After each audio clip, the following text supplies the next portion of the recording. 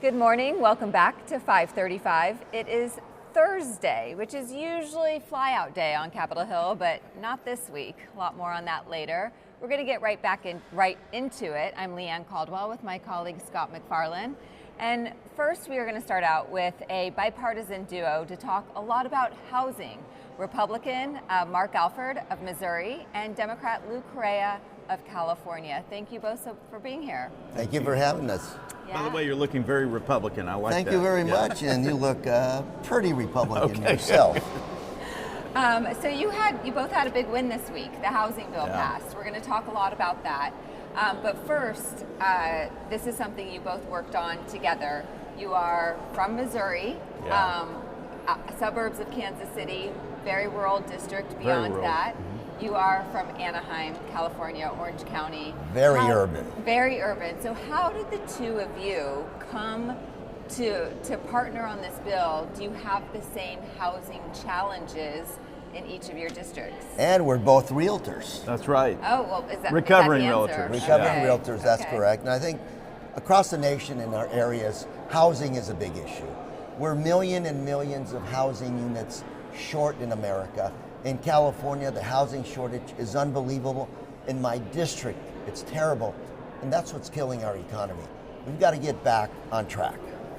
Lou and I co-chair the Bipartisan Real Estate Caucus here on Capitol Hill with over 130 members now. And it's been a very effective caucus because we realize we have to keep the American dream alive. Right now, the average age for a first-time home buyer is 40. When I was buying a home, and I think when Lou bought his first home, we were in our 20s. Early 20s, that's correct. And so we've got to get younger people realizing that the investment they make in a home now to build that equity, you can start realizing that when you get our age, you start realizing taking some of those that money out.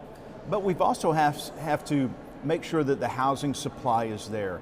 And that's what this housing bill does. The 21st Century Road to Housing Act is going to make a huge difference for home buyers, not just first-time home buyers, but those looking to move up in their properties. We want to make sure Americans can again believe that they can buy a home, their piece of America.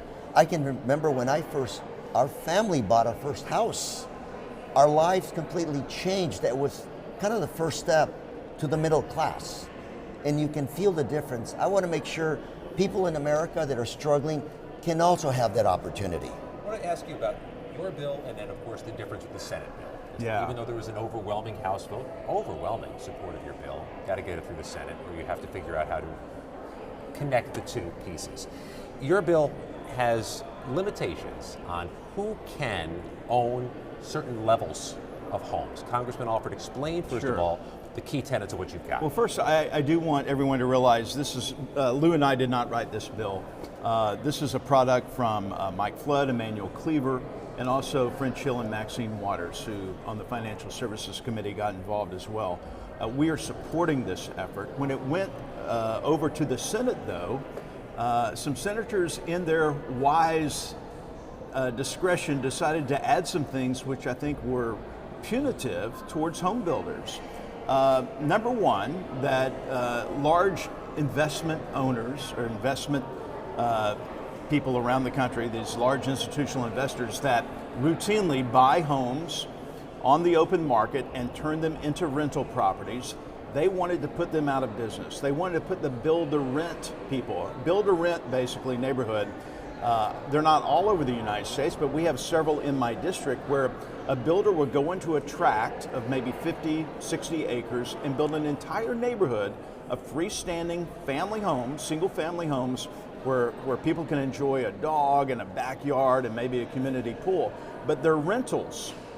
And the feeling was on the Senate side that was putting a dent in home ownership. They wanted to put a cap in how long the home could be a rental. You'd have to sell it after within 7 years. That would be like if you owned a huge apartment complex, someone coming in and saying, hey, we don't like it that you have this for renters. You must turn these into condos and sell them off within a year. And that's important. Distinction there is important because we're talking about housing supply. You want to build more homes to rent. That's okay. Versus institutional investors, they want to come in and just buy homes to turn them into rentals. Increase housing supply. But let me press you guys on this. You've got your proposal, which has got limitations on major companies owning major stocks of housing. The Senate has a caveat where if you're one of those groups that builds homes for rentals, to build up the shortage of rental properties in America, you have to sell, in some cases, those rental properties within 7 years to either the person who rents it or to another private homeowner, a non-renter. How are you going to iron that out and figure out how to bridge that gap? First to you, Congressman. Well, we did by setting the cap at 350. So if an institutional investor wants to own a portfolio of homes, they can own up to 350. They don't have to sell what they have now, but this will give the opportunity, make it better for home buyers to come in. Look, I used to be a realtor, and on the buyer's agency side, I dealt with this all the time. A starter home would go on the market, and there would be 5 to 7 contracts written within the first hour. And typically, the home seller would pick the all-cash deal with no inspections, because that's what the institutional investors were able to provide. They had the bankroll to do that. They would fix them up and turn them into rental homes. So, go ahead. Remember, in the good old days, when you had somebody who got foreclosed and that house went into the market, you'd figure the neighbor that was renting the house could buy in and come in and buy that house. But when we had institutional investors buying, they could buy 20 to 30 of those homes and essentially lock the neighbors, lock your friends and families out of that market. And that's what we're eliminating, but we're not essentially saying you can still build something to rent it, but you can't come in and buy and lock people out of that market. Yeah, I'm from Las Vegas originally, and it's a huge issue in Las Vegas with the institutional or the investment buyers. Let me ask you specifically, though, how does this incentivize more building, and also how does it help people to break into the housing market? Because costs are still a huge issue. NEPA, you streamline some of the federal rules, some of the federal bureaucracy, some of the federal regulation. You talk about micro mortgages for smaller, $100,000 mortgage loans. You look at the manufactured housing, streamline how you build manufactured housing to make it less expensive to build some of those manufactured homes. We're looking at every aspect of home ownership, living in a house, renting a house in the United States. This is our first big step forward. It's not a done deal. Yesterday I spoke to Governor Gavin Newsom of California. California is also trying to do the same thing. Again, all of us working together can move forward and start chipping away at the issue of home ownership. I do want to say that I don't think we want a dramatic reduction in values and home prices in America. Once someone has realized that equity increase as a homeowner, you don't want it to go down in value. But we also have to make sure that we have a new Fed chair. Hopefully interest rates will be coming down. I think that plays a large part in it. And I also think increasing wages and opportunities for people to get in their homes. The down payment is a huge issue for people, to scrape together that down payment, to pay for insurance, the overall picture, and the monthly payment. And so we're working on some things to make sure, and I think we will be having additional things in a reconciliation package down the road, Reconciliation 3, that's going to help improve housing as well. Mark is right. You're looking at homes, real estate, 10-15% of our gross domestic product, but there's so much other economic activity that goes into home ownership. We want to make sure we hit it on all 8 cylinders. Yeah, what about the down payment? Is there any discussion about reducing the percentage that is necessary? Is that something that Congress could do, or does it have to be bank directed? Because my husband entered the housing market back in a time when you needed $0 for a down payment. And that was, of course, there was the 2008 financial crisis that really changed that. Did the institutions go too far? There are some down payment assistance, especially for first-time home buyers through the FHA program. USDA has some great programs right now. Of course, the VA, we just had the VA Secretary Doug Collins testifying before our appropriations subcommittee, and we were talking about VA loans. One thing that I want to work on, maybe Lou, you can help me with this, VA loans are discriminated against in the selling process.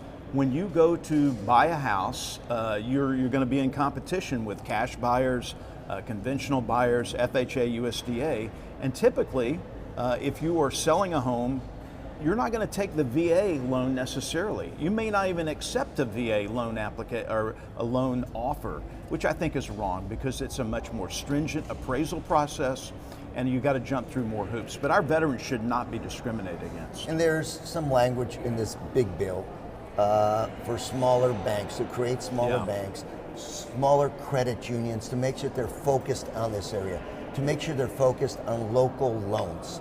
And what we want to make sure is these financial institutions begin to invest in local real estate and local deals. The down payment is important, but I think once we begin to shake up the market and make sure people want to buy these loans, make these loans to buyers, it's going to be a positive. Let's look at the issue you just raised, Congressman Alford. The VA loans may be less attractive to a seller than somebody with a pile of cash in their hands who says, hey, here's my money, take it, I want to buy your home. It's hard to compete with that. What does Congress do to make the VA loan more attractive than the guy going to the major bank chain and saying, here, I've got the traditional Bank of America, most money down loan? I don't think you can make it more attractive, but what you can do is put it on a level playing field. I'm going to work with Chairman Bost, a good friend of mine who's chair of the VA committee here. That is the authorizing committee, and that's where this has to start. I've already had several conversations with him. But it shouldn't be a punitive deal to have a VA offer. They should be not looked at lastly. It's looked at as bureaucratic to a seller. Well, it's more hoops to jump through for the VA appraisal. They call it appraisal and not the inspection. And so many times realtors, they won't even look, they won't put it on the MLS listing that would be accepted as an offer. And I think that's wrong. I think, you're kind of dipping into private enterprise here, but it does fall under HUD regulations. Maybe that's something that they must at least entertain a VA offer. Why don't they? Let's look at the VA loans. Let's see what is it exactly that makes these loans unattractive. Right, and let's put them, like Mark said, on equal footing. Is it the interest rate? Is it the down payment? Is it something else? What is it that's going to take for you on the free market to actually sell that house with a VA loan? Do you think it's discriminatory to not accept those loans? And is there a bias against perhaps that? Yeah. We just got out of a hearing with Secretary Collins and Scott Franklin next to me, who's a veteran on the dais sitting next to me. He said, I'm glad you asked that because I just experienced this. Oh, really? Veterans are at a disadvantage even though they have this loan program where you pay zero down and well earned. You should get this from the federal government. But you shouldn't be discriminated against because the process may be more difficult for the seller. They're going to take the path of least resistance. And as an agent, you have a fiduciary responsibility to your client to make sure that they get a good sell at a high price. Is the VA trying to save some money by making those loans less attractive? If that's the case, we here at the federal level have to, divert some of those resources more to those VA loans to make them more attractive. At the end of the day, we have to take care of our veterans, okay? We invest in the VA, healthcare for our veterans. Let's make sure we also invest in proper housing for our veterans. Make sure we give them a product that's going to work for them once they finish serving our country. Yeah. Getting back to the bill that passed the House yesterday, what happens in the Senate? Where does it go? Is the Senate going to pass it? Do you guys go to conference? Do you guys know? I think there's pressure. One of the trepidations I had is really going up against the administration on this because they wanted us, and President Trump was quite vocal in that, pass the Senate bill, pass the Senate bill. And we worked the proper channels through the White House and said respectfully, we don't think this is the best idea, and here's why. Mike Johnson went to bat for us. French Hill went to bat for us at the White House and convinced the president that, look, we can find some middle ground on this where we're protecting the housing industry. We're protecting builders, but we're also making laws that make sense. Why did he want the Senate bill so much? Do Well, you guys know? I'm sure he has a lot of reasons for that, but bottom line is we've got to come up, I think we came up with a product that Congress will vote for it, and we did. Senate will hopefully vote for it as well, and moves it to the White House for a signature. Did you have a sense why there were one party's defections only, and how you kept those defections low on your bill, Congressman Alford? Say that again, the defections? There were very few defections, very few no votes Oh, on your oh, bill, yeah, and they yeah. were all inside your party. What was the issue there? Well, we don't like the Senate too much, and we don't like them running roughshod over us, especially, Elizabeth Warren. I don't want her dictating housing policy in America. I'm sure she has some good ideas, but this is not one of them.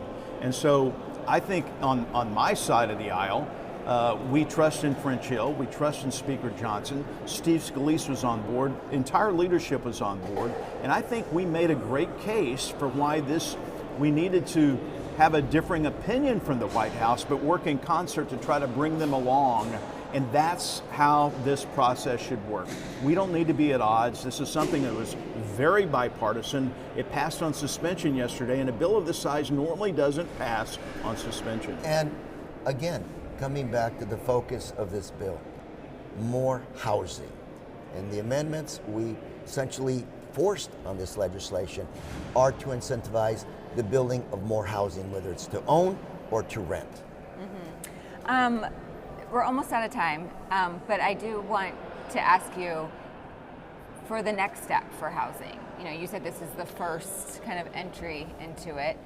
You mentioned Reconciliation 3.0.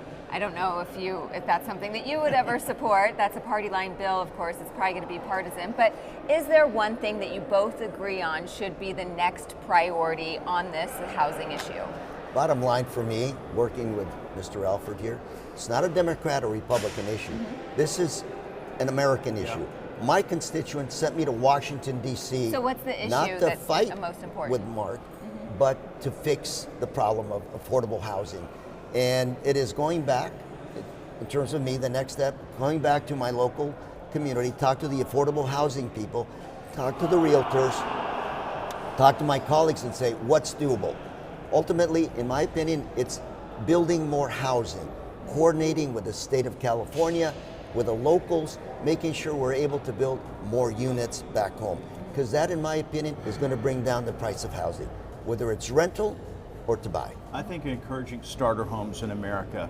Back when we started out, a starter home was 2-bedroom, 1 bath, maybe 2-car garage, certainly not 3, and now it's a 3,000 square foot house with granite countertops, wood floors, and a 2-car, maybe 3-car garage. That's not practical. We've got to get to smaller lot sizes in many areas. Cities have to adopt ordinances which will, and homeowners associations which will allow a smaller footprint for a house and get people into a $235,000 house rather than my area, a starter house of $450,000, and yours is $1 million. This is $1 million. And in our area, again, the issue is density. A lot of cities don't like the word density. But you have smart construction, smart planning, you can build smaller homes, smaller lots, and have quality of life. We have very little time left, but we have a speed round we like to employ to learn about your districts, to learn about your communities. In the 4th District of Missouri, I rise with the intention of disrupting the normal business. I ask unanimous consent. I ask unanimous consent. The senator from Nebraska is recognized. The gentlelady is recognized. The gentleman is recognized for 1 minute.